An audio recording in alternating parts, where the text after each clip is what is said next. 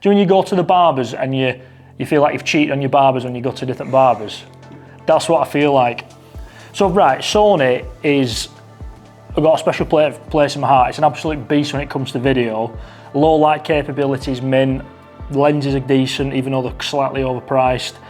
And I've recently just bought this little Fujifilm bad boy, and I've been recording with it over the weekend and realised that Fujifilm colours are just fucking unbelievable. Aren't they, Jack? Yeah. They actually are though. Honestly, like everything that you film, I even went to the Bridge pub and just took a little photograph. I'm like, why does this look cinematic? Went to see Bluey the weekend with a little one for his birthday. Yeah, I just think the tactileness of the camera, but having all these little dials at the front, it's made me like fall in love with photography again, even though that sounds cringy as out, but it really has. I don't know, I feel like Sony's really good for work, but just having that and slinging it over your shoulder, yeah, it's good.